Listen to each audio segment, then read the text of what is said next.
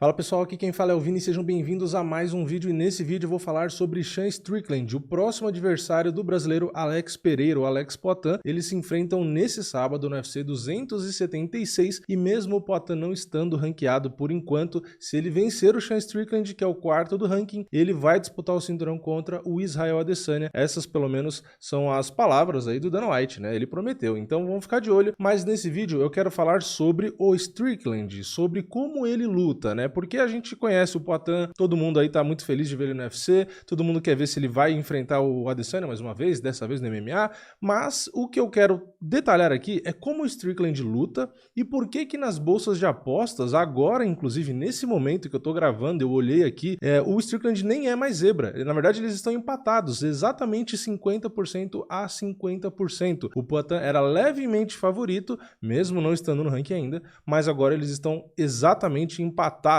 Então, vamos lá, né? Por que que o Strickland tem essa moral toda também, se a gente for pensar, né? Porque a gente pode até avaliar, mas, pô, moral tá o Poatan, que acabou de chegar no MMA e, né, já é parelho nas bolsas com o cara que tá em quarto e tal? Sim, mas o Strickland tem como característica a trocação, né? E se a gente for pensar trocação por trocação, por que que o Poatan, mesmo assim, ainda não está mais com favoritismo, né? Por que que tá 50-50? Então vamos lá, eu vou trazer aqui algumas observações que eu fiz reassistindo algumas lutas do Strickland, né? Pra gente tentar entender aqui qual o raciocínio. Então vamos lá, eu vou colocar alguns prints aí pra ir ilustrando o que eu tô falando. Então, o Strickland, ele dispara muitos e muitos jabs. Eu coloquei aí, claro, um print, porque se eu tirar um print para cada jab que ele dá na luta, acho que não vai ter HD suficiente aqui em casa para tanto print, porque ele dá muito jab. É o principal golpe dele, ele não para de usar. Aliás, até a guarda dele, o estilo dele ali, é bem de lutador de boxe, né? Depois dos jabs, né, o que eu coloquei aqui? Tem mais um jab aí, que eu coloquei só 2 prints. Depois a gente tem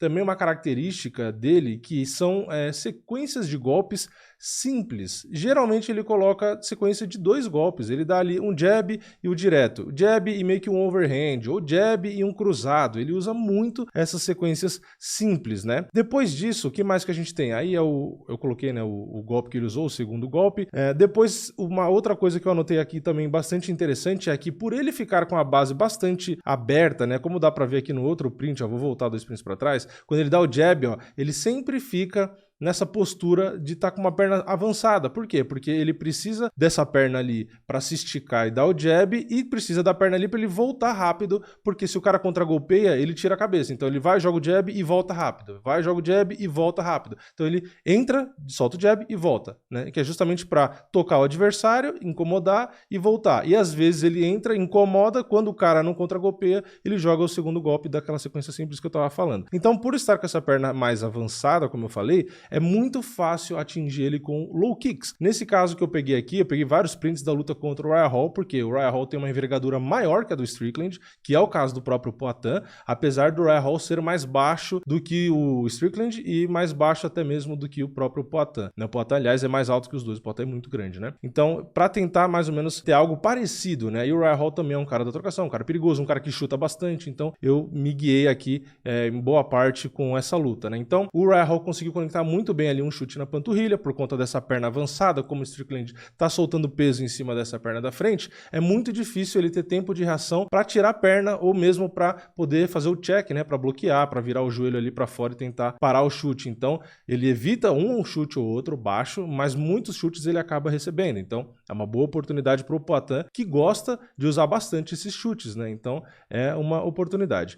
Bom, aqui é um outro chute que ele acabou recebendo ali na panturrilha, dá para ver que ele tava pisando para fora, até com o joelho um pouquinho para fora, mas o chute meio que acabou entrando do mesmo jeito. Depois a gente tem um outro golpe que o Strickland usa, não muito, né, mas de vez em quando ele acaba usando, que são os chutes com a perna esquerda. Mesmo ele sendo destro e estando com a mão direita atrás, a perna forte sendo a direita, a maioria das vezes que ele acaba chutando, ele chuta com a esquerda, né? Então, às vezes ele tá caminhando, quando ele joga, ele dá o passo, né, e a perna esquerda fica atrás, ele chuta, né? Ou de vez em quando ele faz como se fosse aquele step que a gente fala, né? Ele pisa atrás para jogar o chute, mas é bem de vez em quando, ele não usa tanto, mas é bom ter ciência, né? Porque um vacilo, se um chute pega, o chute pode acabar fazendo um estrago, né? Outra coisa que eu também anotei bastante interessante dele é que geralmente ele tenta pegar as costas, ou pelo menos ali a lateral do adversário, para tentar a queda. né? Ele, claro, também tenta aquelas quedas de frente, tenta pegar um single leg, um double leg quando o cara tá na grade, mas é bem difícil ele derrubar assim. Aliás, ele nem aplica tantas quedas também. Ele tem uma precisão de 60 e poucos por cento, até deixa aqui aberto depois os números, mas é um pouco mais de 60% a precisão dele nas quedas, então é uma precisão boa, mas ele tem tipo uma queda a cada 15 minutos. Ele não usa muito as quedas, não faz muito parte do jogo dele,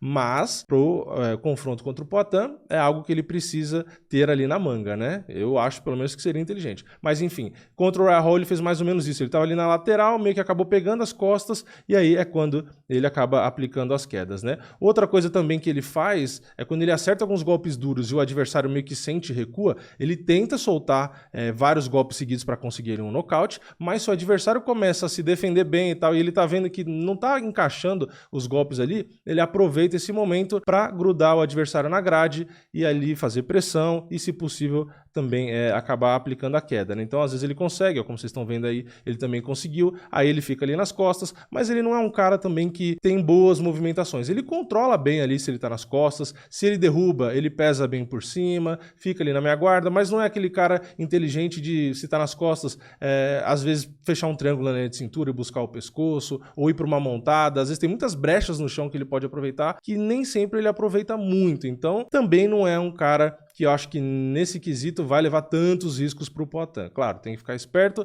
mas não é aquele nível de luta agarrada que, tipo assim, pô, não pode ir pro chão com esse cara que ele é mortal. Nunca é bom ir pro chão, ainda mais por baixo, né, no caso de um cara como o Poatan, mas também não é nenhum cara absurdo, né, se for pra baixo, ferrou, acabou a luta. Não é também tudo isso. Depois, outra coisa interessante em pé é que o Strickland tem uma boa pressão quando o cara tá de costas na grade, ele faz isso bem, e ele usa muito bem a cabeça para incomodar o Ryan Hall. Dá pra ver a cara do Ryan Hall nesse print que eu peguei, que ele tá bem incomodado, e ele fez isso em vários momentos quando ele fez pressão no Ryan Hall. Ele para o tempo inteiro por baixo, né? Mesmo ele tendo a mesma altura, dá pra ver que ele fica com as pernas mais para trás, então ele fica um pouquinho mais baixo que o Ryan Hall, ele entra com a cabeça no maxilar ali do adversário e fica fazendo aquela pressão, empurrando para cima, o cara tenta virar o rosto, ele vai de novo com a cabeça, aperta de um lado, aperta do outro, fica um tempo inteiro esfregando a cabeça ali, apertando bastante, e isso enche o saco, né? Isso incomoda bastante, ele faz isso muito bem. Ali, quando ele tá pressionando na grade também, ele usa joelhada, como tá nesse print aí,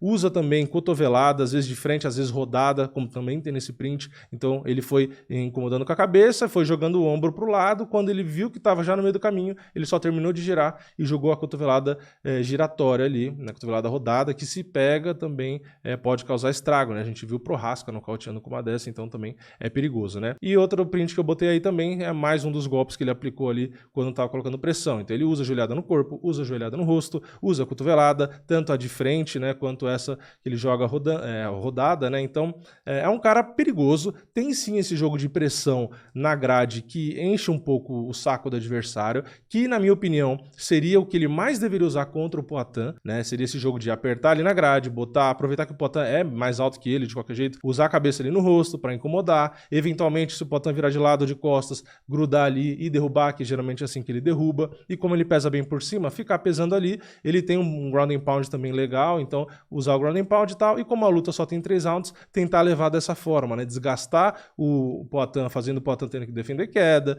esse tipo de coisa, e ali por baixo também fazer o Poatan ter que ficar tentando explodir, enfim, se desgastar para na trocação oferecer menos risco, e como ele tem um bom volume de jab e caminha bastante para frente e tal, ficar ali meio que sufocando, né, tira tanto espaço quando coloca a pressão na grade, quanto na luta em pé, ficar indo pra cima, toca com jab, sai, toca com jab, sai, e ficar nesse jogo chato. Então, dá pra ver que ele tem sim um jogo que dá pra adaptar pra enfrentar o Poatan, né? Não é o tipo de jogo que a gente fala, é um jogo horrível contra o Poatan, porque ele é striker, pronto, ele vai perder. Não, porque o striking aqui, a luta em pé aqui, é de MMA, né? Não é de kickboxing. Então, o cara pode fazer esse clinch, o cara pode te derrubar, o cara pode, enfim, fazer muita coisa diferente ali. Então, não é uma luta tão simples pro Poatan. Por isso que leve favoritismo que tá pro Poatan, agora nesse momento, inclusive, tá exatamente 50-50. Então, tem jogo, ali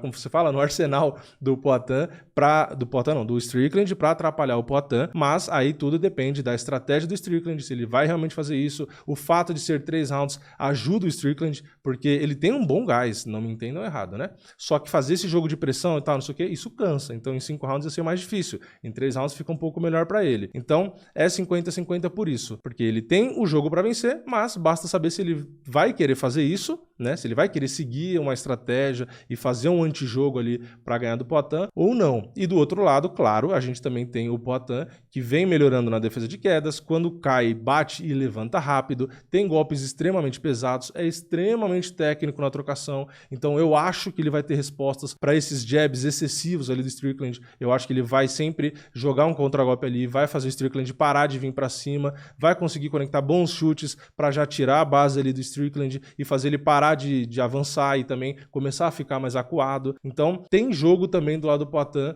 para vencer esse jogo do Strickland. Então assim, são 2 jogos meio que equilibrados. Esses jabs do Strickland pode sim acabar atrapalhando um pouco ali o Poatan, porque o Strickland não é aquele cara afobado que fica indo para cima que nem louco, ele dá jab e volta, aí dá uns passinhos para frente, dá jab e volta, então não é aquele cara que vai com tudo que o contra-golpeador vai pegar em cheio e acabou. Então é realmente um xadrez ali, né? Tem realmente jogo ali, tem equilíbrio, por isso que eu acho que as bolsas estão colocando dessa forma. Então vamos, pelo menos eu vou, né? Espero que a maioria de vocês também, torcer para o Poatan, que ele consiga não ficar nessa pressão do Strickland e consiga, toda vez que o Strickland vier com um jabzinho, contra-golpear, encher o Strickland de chute ali nas pernas e consiga vencer ali por um nocaute, né, ou por decisão. Então, se vocês gostaram desse vídeo, deixa seu comentário aqui embaixo, deixa o like no vídeo, se inscreve no canal, ativa o sininho e eu vejo vocês na próxima. É nóis, valeu, falou!